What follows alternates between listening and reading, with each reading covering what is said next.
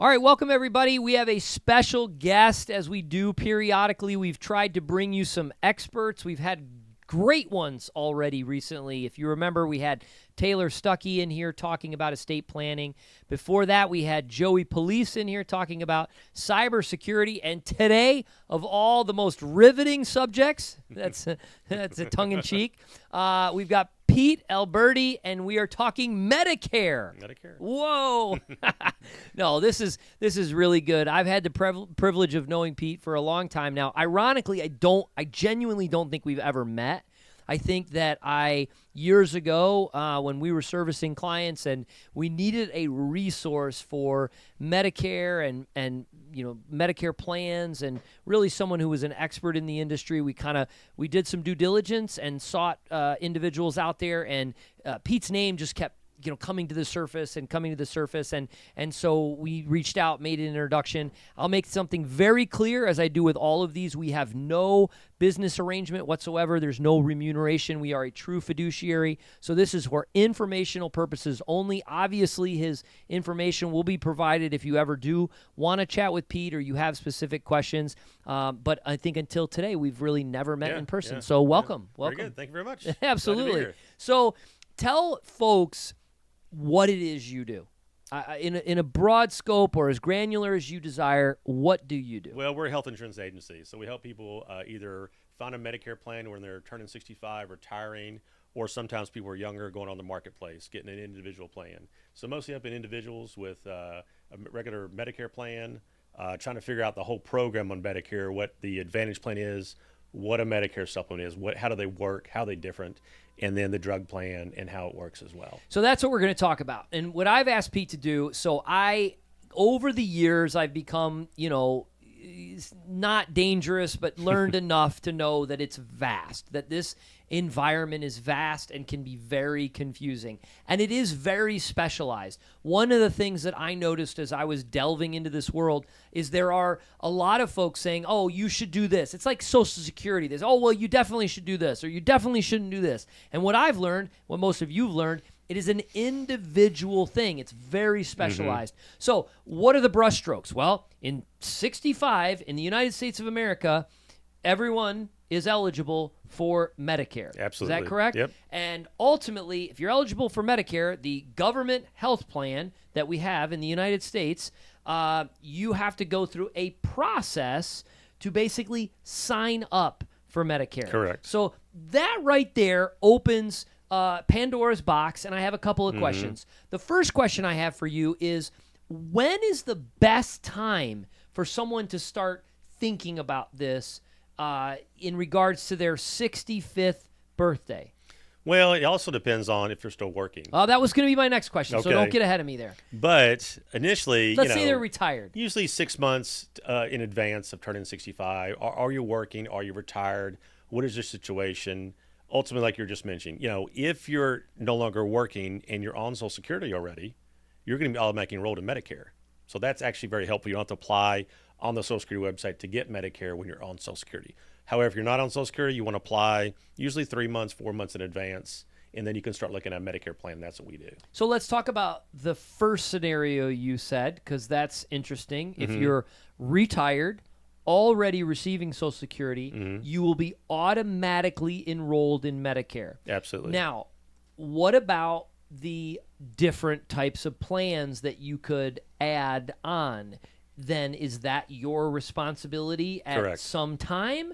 Do you have to do that before you're 65? Can you do that anytime? Talk about that. Yeah, usually 3 months prior. Again, it's that 3 month time frame. Once they have their Medicare number, we can look at plans that be suitable for them. So we look at doctors they go to. Do they need nationwide access? Prescriptions they take. Just the current situation that they've been dealing with health insurance, what's important to them. And finding a plan, whether it's a Medicare supplement plan, you got Plan G is a very, very popular plan, or maybe Medicare Advantage. Okay. Yep. So let's dovetail a little bit. So again, information, automatically you'd be enrolled. About 3 months prior to 65th birthday, you probably want to meet with somebody and look at what is right for you based on your prescription needs, based on your doctors, national coverage, et cetera. Yep. Let's talk about working, because we get this question a lot. Someone's still working. they're covered by their health insurance at their company, but they still, well, let me ask you, what do they need to do then if they're still working? Well, I get a lot of calls about that. I had a call the other day, talked to this lady, and she says, I asked her if she's still working. Yes, I'm still working. Well, since you're turning 65 and you're working, what we could do is just compare the cost. And she says, well, my cost is very low. I said, well, let's just find out the cost is compared to Medicare. I originally thought I was going to tell her, no, you don't have to do anything with Medicare because you have a good cost on your work plan, and you can just, when you retire, you can go on Medicare. Well, lo and behold, I found out it was pretty expensive for health insurance to the employer. So we're going to have a meeting actually next week and talk about the cost of Medicare. It's actually going to be less expensive for her to go to Medicare than stay on a work plan. Now, don't many companies mandate that you sign up for Medicare at 65, even if you're on the company health care? No, you don't need to. So the way it works is if it's less than 20 employees, you do have to go on Medicare at 65. If it's over the 20 employees, you do not have to go to Medicare at 65, as long as your group plan, like I said, is affordable and is low cost. You can just stay on your group plan. But you have the option. You have the option to opt out. Absolutely. To sign up for Medicare. Absolutely. So that covers, again, somebody who's working.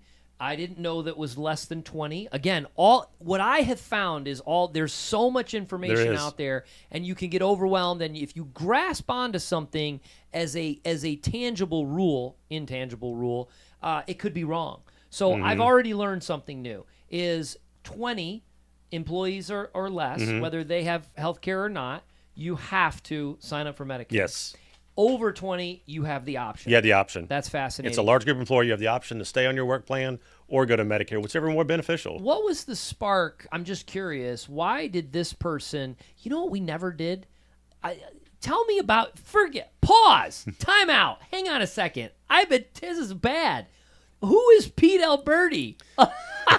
Give us a little background. I know I jumped right into what you do, but I didn't. Who are you? Well, I've been in the insurance business I actually was calculating today. I'm going to have 25 years in the insurance business next year. Good for you. You got kids, family, what? Yeah, I got a wife and two kids. And I learned a fun fact about you. Your parents are from Brooklyn. Absolutely. So you're not a Yankee though. No, you don't consider yourself a Yankee. You know, I never I grew up in Louisiana, even though my parents were from Brooklyn. Yeah. I never was a sports fan because my dad wasn't. I became a sports fan when I came to Kentucky. How do you live in Brooklyn? How does your dad live in Brooklyn and not end up a sports fan? He had other Italian things to worry about. I don't know. So how did you get to Kentucky? My dad's job transferred him up here. Okay. So it was a good move. I love Louisiana, but this is a great place in Kentucky. So. And where'd you go to college? UK. So you are a UK grad. UK what grad. years did you go there? Oh, I went there twice. Okay, well, hey, that's okay. But no, I finished for up. a master's degree? Yeah, right. No, but I had 2 stints, and they're both great. Okay, good. So you're a UK grad. You stayed here, married, kids. Yes. All the above, and you've been in the insurance business 25 years. Yeah, started with auto and home insurance initially in 2000, and then I just kind of moved over to health and life insurance. Excellent. So that's when I focused now most on. you'd consider yourself, I mean, this is definitely your niche, is the Medicare I found area. a niche. I found out most people want to work with property and casualty, work with, if you're a financial advisor, stay in your lane is what most people are doing today. And I found out a lane that most people don't really have an avenue for is health insurance. Yeah. So we specialize in going to the Medicare summits when they have them each year, learning more about it, what we can do to better service our clients, and just this is our field. We're specialists in health insurance. Yeah. I can share this, and I share this, in true fiduciary fashion. Pete's been an amazing resource for us. Many of you are clients of ours. You're getting this. You know this already, but when you bring a question to us about Medicare or Advantage plans or supplementals, et cetera, we're getting you more than likely we're reaching out to Pete. So I mean, he's been a great resource for us. So we have appreciated all the relationship we've had for all these years. Okay, thank you. That was bad. No worries, I mean, no I worries. usually do a brief introduction, who you are. Anyways, we talked a lot off camera. We did. That's what exactly it was. All right, so circle back around. Now we've talked about, somebody who's employed, the difference in size of the company. Talk me through the different parts, A, B, D, and throw in a C. Throw in a C, you threw in a G, LMNOP. Absolutely. Talk me through that. Yeah. If I would just know nothing about it, share with the audience. No problem. So your basic are A and B. That's the Medicare. That's what you get from the federal government. So as long as you're working for at least 10 years or your spouse worked for 10 years, you're getting Part A at no cost because you paid for it while you're working. And one of those is hospital. So Part A is your hospitalization. Part B is your medical or your outpatient services. So once you go on Medicare, then you're going to pay for Part B. Currently, the standard amount for Part B is $174.70. Now, it is higher if you have higher income. So we're going to talk about that because I want to ask questions about that because that's a big impact when we do tax strategies here. A lot of people don't realize that things like Roth conversions, a strategy we talk about, and income, ordinary income, can impact your Medicare. But that is taken out of your Social Security most of the time. As long as you're on Social Security. As long as you're on Social Security. They'll bill you directly. They'll bill you directly, and you pay that premium. So that's A and B. Correct. Okay. The rest. So the main point with getting a secondary plan is Medicare does pay about 80%. Those are the commercials you hear all the time. So you're paying deductibles, though, Sure. in 20%, and that's why you get a secondary. There's no max amount of pocket under Medicare. Just straight Medicare is not enough. So most people are going to look at Part D as a drug plan. Now, you're going to get Part D as a drug plan if you get a Medicare supplement. So you're either going to get Medicare in a supplement and a drug plan, Part D, or some people go the C route. So Plan C is generally called Medicare Advantage. Part C is Medicare Advantage. So that's the product. That's the all-in-one product, highly advertised. Some good news about it, some bad news. There's pros and cons about Medicare Advantage. I will tell you, most people that are with our agency, most people that have a Medicare Advantage have had very good experiences. Yeah. But there are experiences you hear on the news Yeah. or online that they're just not as common. Yeah. And I know you hear something, you're like, well, that happens a lot. Not necessarily. But it's not for everybody. It's not for everybody, absolutely. This is the thing, because if you watch the news or you hear the commercials, because it's a highly advertised area. Very highly advertised. But it's not for everybody. It's so not. What I love about what you do is you do dig into the weeds a little bit and say, okay, is this the right plan for you? Yeah. So what would, in your general, I know it's specialized, so I'm going to ask you to get out of your comfort zone a little bit, but what would be some of the things that you would say, this is for you or this is not for you? I would say for a person that really wants a Medicare supplement plan is someone who has more health concerns, more health issues. Maybe they're going to have higher usage. If you go with an Advantage plan, it's going to be a copay plan. And so for some people, that's fine. But if you have a higher usage and you expect more things that might get worse as you get older, a supplement plan is going to be great. You're paying a set premium, you have a small deductible, and there's no out-of-pocket after that deductible. So it's very similar to normal insurance. Well, not necessarily, because the only out-of-pocket you have with a supplement, Plan G, for example, is a $240 annual deductible. That's it. Everything's paid 100% because you're paying a monthly premium. So you pay a monthly premium on a supplement, you pay an annual deductible. Currently, it's $240. And then the supplement pays 100% of all your medical and hospitalization. What about the premium differentiation of a Part G plan like that? A Plan G difference in prices is going to be your age and gender. You know, can I say starting rates? Is that okay? Of course, yeah. I mean, a starting rate for a female, 65 in Kentucky, is about $110. Starting rate for a male is a little bit higher, maybe $120. So it does vary, and there's other discounts people can get if their spouse already has that same company, their discounts. But essentially, you start at a certain rate, but as you get older, due to age and inflation, it goes up in price. Now, if you do that, does that same, are you then still getting an amount deducted from Social Security? Or yes, you always pay for Medicare Part B. Because A was paid for while you're working, and B is what you pay for so now. this is in addition Correct. to what is coming out for Part B if you go into a supplemental plan. Correct. Now, Advantage, what about Advantage? Is that the same thing? Well, just to back up for a second. So a supplement, you're going to have your premium. Then you're going to add the drug plan. And then if you want dealing with this, and you add that. So you may have 3 different premiums, and that's what you're trying to decide, is that the right way to go? Or, like we talked about with the Advantage plan, a lot of Advantage plans may not have a premium, or if they have one, it's very small. A low premium plan or no premium plan is what they have. And if people question that, how is that possible? Well, Medicare Advantage plans are funded by the Medicare program. They get funding every month. So it has a very low premium cost, but you're paying copays. So a person that's okay with the copays, understands how it works, it's a good product, because it has your drug coverage included, and it's got the dental, the vision, the hearing aid, a lot of these extras built into it. So if it's the right fit for somebody that understands how it works with the network, that's a big thing. Yeah. Now, Network of doctors. But why would someone, as they get older, if there's a plan that has no max out of pocket, isn't that scary to think about? On which product? What do you mean? Isn't the Advantage plan? No, it has a max on the copays. So on the copays. You pay the copays, but Right. it does have a max amount of pocket. Yes. It does have a max It out of does. pocket. Which one did you say does not have it, or was that? Did I Well, no, misunderstand the that? supplement has your premium, and the max amount of pocket really is your premium and that deductible. So there That's isn't it. there That's isn't it. any. Okay, so I Yeah, misunderstood you. I thought I heard something that said, there's no max out of pocket. So if all of a sudden you had some catastrophic thing, you could. If you just have straight Medicare only. Okay, I think we were talking about that earlier. That's So if you right. just have straight Medicare by itself and no additional policy, Okay. there's no max amount of pocket. and that's where you would be.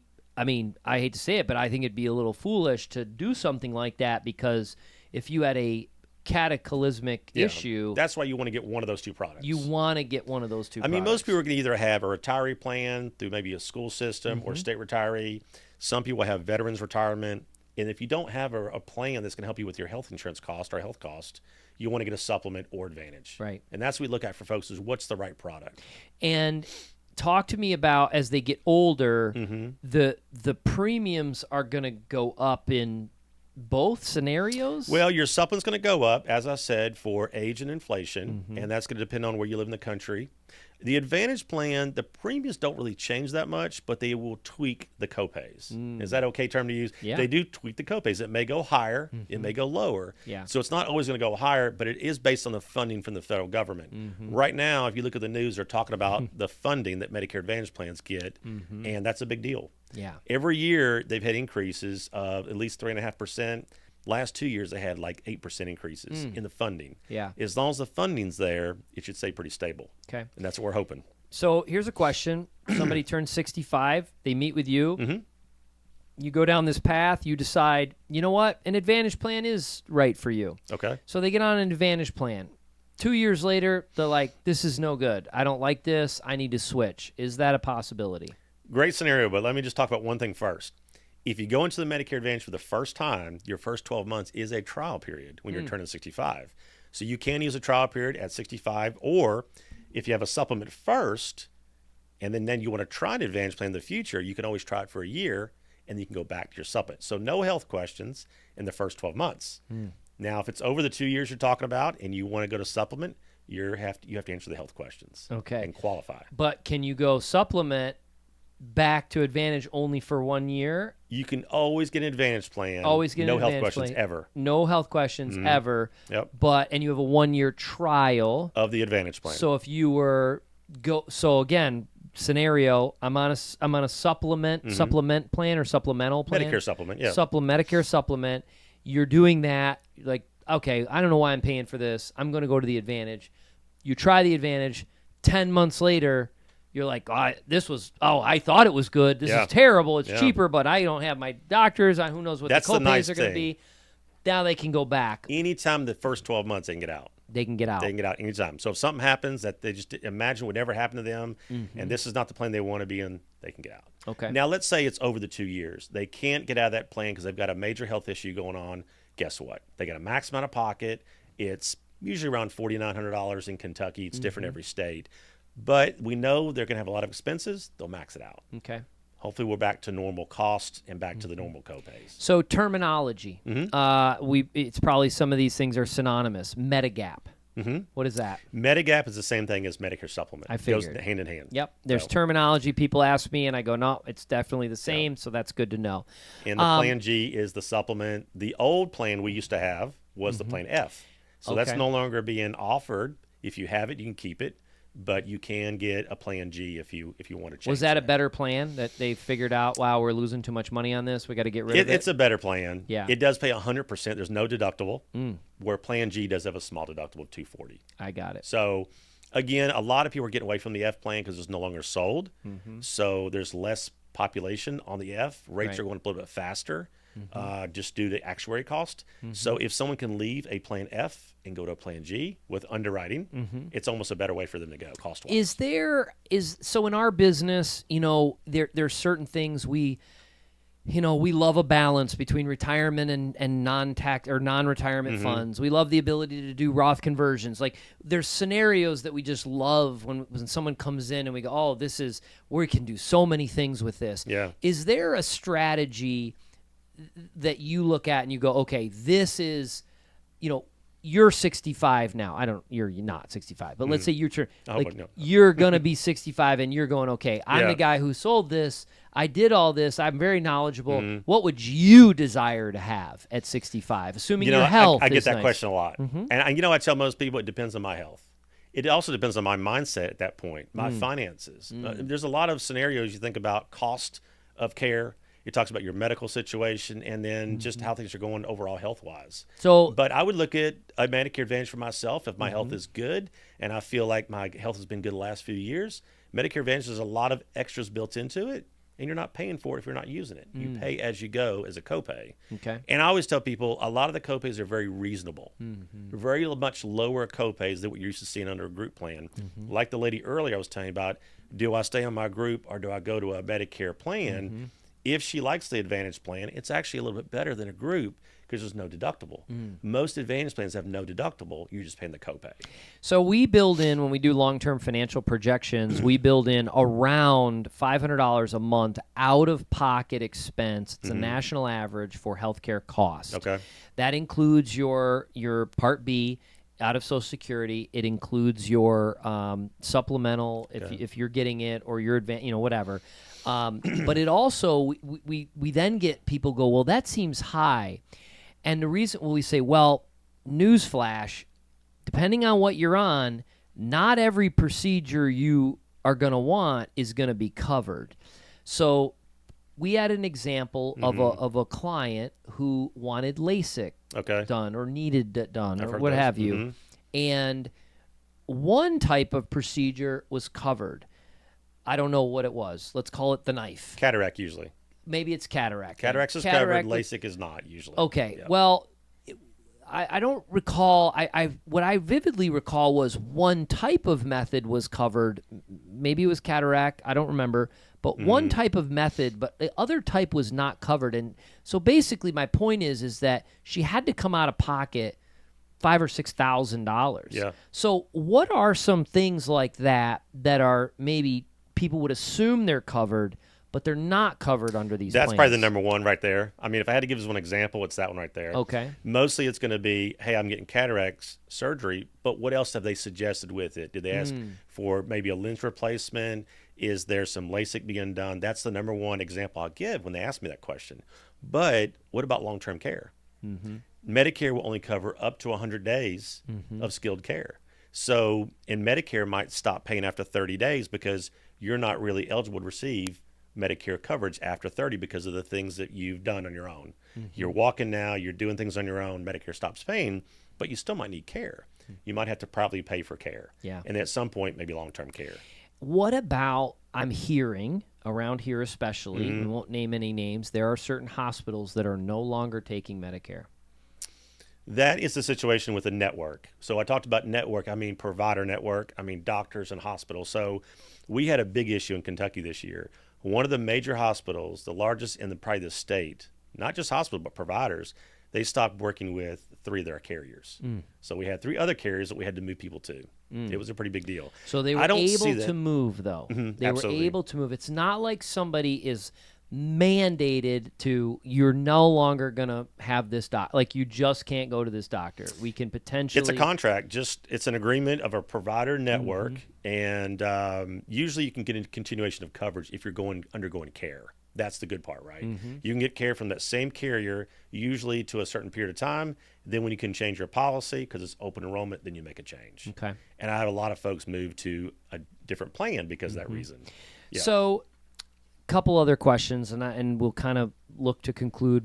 But when you meet with someone, walk me through that process, logistics. Like, what do you look at and so forth when you're evaluating? I think the major thing is finding out what they currently have. You know, whether they have a group, whether they just finished off COBRA, or they're still working, they want to compare plans. What do they currently have? What are they spending? What are the pain points? And then how do we make that better for them? Is it going to Medicare now, or is it down the road once they retire? But I'm trying to find out what they have. What's the scenario of doctors they see? Do they go to other hospitals outside of Kentucky? Is that important? Do they have a winter home in Florida? Those things are all important about access to care, the prescriptions they take, and what do they foresee down the road, if they can foresee what down the road what's going on, and just evaluate that situation. And it may be different from husband to wife. It might not be the same plan for both people. It's an individual plan for each person. So sometimes husband and wife go on the same plan, sometimes a different plan based on their situation. What do people do that don't have a Pete? I mean, seriously, like I'm a financial advisor. I feel like I'm well versed in even this stuff. I know enough to be dangerous, but I'm still calling you someday. Yeah. Like, you better still be in the business. Well, here's the thing I tell people. You don't pay for our services. We get paid by the insurance company. Right. No, I get that. But I'm just saying, like, it's great to go through us because we're going to service a policy. You can call us. We can help you. But there are some smart people that can do a lot of research and do it on your own, just like investing, right? But sometimes you make mistakes. Yeah. So a lot of times people will call us and say, hey, I did this, but I didn't make the right decision. Can you help me figure this out? And that's what we'll do. You touched on something that I want to go back to that I think is very important that I feel like some people miss, and that is that your premium can be influenced by your income. On the Part B premium. On the Part B premium. Mm-hmm. Can you talk about that briefly? So if someone's going to go on Medicare in 2024, this year, they're going to go back and look at your income from 2 years ago in 22. Okay. So whatever your income was that year, they're going to assess you. It's an IRMA is what it's called, income-related monthly adjustment amount based on the income. So there's like 5 tiers. So we have a sheet we can share with our folks here. If they want that, they can ask us for that. But it's got a certain tier. You're going to pay a higher cost for Part B until the next year when they reassess it again. So you have an IRMA charge for Part B. They also have an IRMA charge for D, the drug plan. So even if your drug plan is included in your Advantage plan or you have to buy it separately, you have an IRMA charge for both. Is there a strategy where you would look at someone delaying Medicare because they're a significantly high earner in the final years prior to That Medicare? Is one way of doing it. Also, if they had high income in 22, as soon as they do the 2023 taxes, they should be able to go to the Social Security office and say, hey, I made less money in 23. Can we use this year's, my most recent year's income? And now they can get away from paying the higher income from 22. But a lot of people correlate, I know this from experience, their retirement date with Medicare. Not necessarily Social Security. It's more about the health care concerns. So if and a lot of times people are retiring and they're earning the most they've ever earned. Exactly. So is there a strategy? Can you delay that? You don't have to immediately file, do you, at 65? Or what? Well, how does the that only work? strategy we've used for a few people, I had a gentleman that was part owner of the company. They provided health insurance after he retired. And I just told him, you can delay your Medicare for 8 months without a penalty. I don't have many people use that because not a lot of people have health insurance after they leave their job. But you can post your enrollment to Part B for 8 months. So that would delay that higher income for 8 months. But once you hit 8 months, if you don't enroll in Part B, there's a penalty. Yeah. So that's how's that penalty assessed? I'm curious.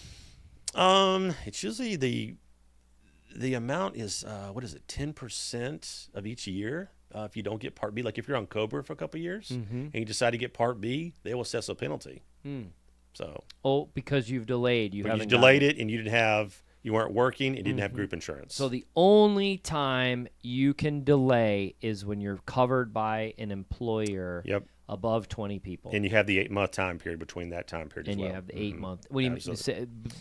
Well, let's say you work for an employer, and like the example I gave, you can delay Part B for up to 8 months after you had employer coverage. Yes. But it's employer coverage. You can delay your Medicare till you retire, or you can do the 8 month time period if you want to get away, if you have other coverage in the meantime. Got it. But just to clarify, because I want to make sure I'm understanding this correct, if you're covered, let's say you're working till 67, 68, and you're covered by your Toyota, by your corporation, you do not need to enroll in Medicare. Absolutely. You can wait. Actually, you don't want to get Part A. Some people say, get Part A at 65 because there's no cost for it. Well, if you get Part A at 65, that's okay. It helps you with your hospital cost, but you can no longer contribute to an HSA account.